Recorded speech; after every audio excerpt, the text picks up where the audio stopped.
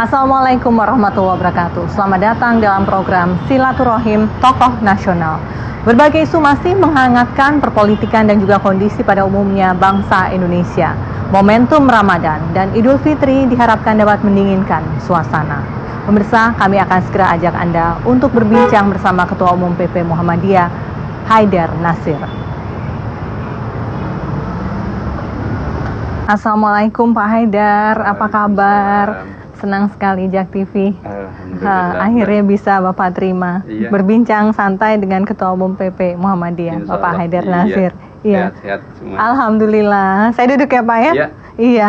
Bapak tadi barusan saja tiba dari Yogyakarta, seperti itu ya. Seorang ketum PP Muhammadiyah masih bolak-balik Jakarta Jogja, apa tidak menjadi kurang efisien secara organisasi Pak? Enggak juga, karena kantor Muhammadiyah, pimpinan pusat itu kan ada di dua tempat, Jogja dan Jakarta. Istilahnya ibu kota Muhammadiyah itu di Jogja.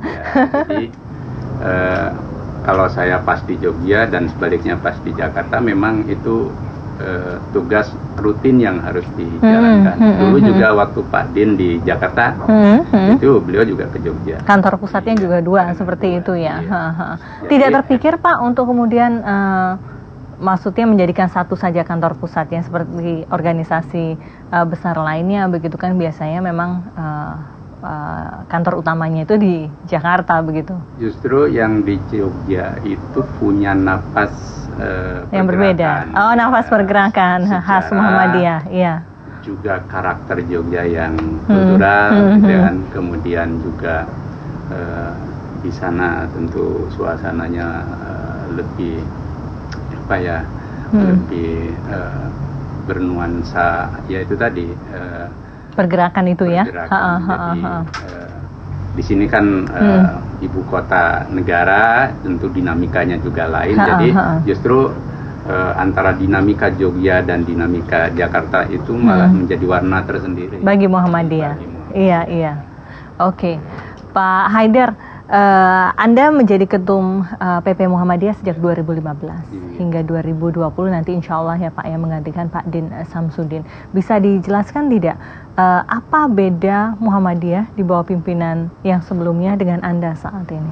Iya, sebenarnya secara umum gitu ya, Muhammadiyah ini kan karakternya sudah jam'iyah ya. Jam'iyah itu organisasi didukung oleh sistem yang sudah mapan.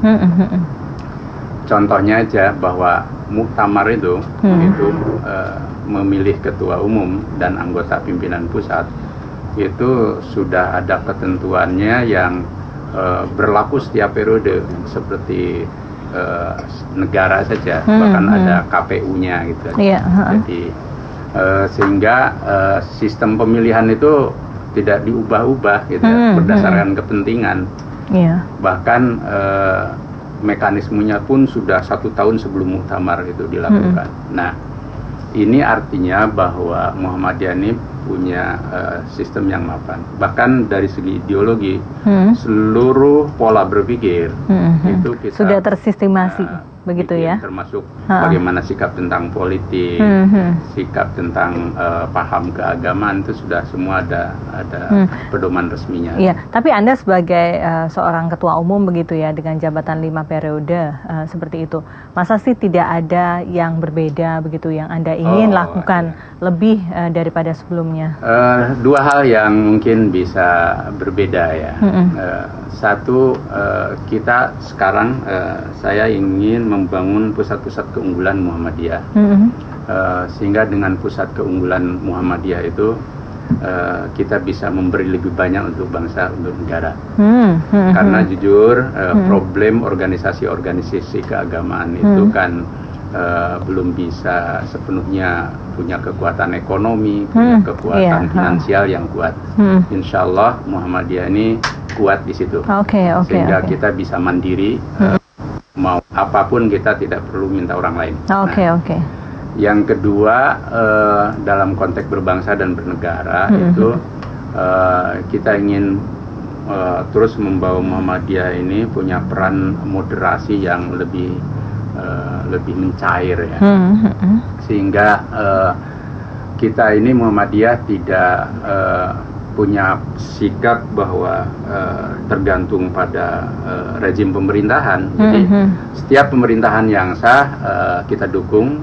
Kalau ada hal yang kurang atau tidak pada tempatnya, kita menyampaikan kritik. Tetapi saya membawa iramanya dengan irama khas Muhammadiyah. Oh, dakwah. Iya.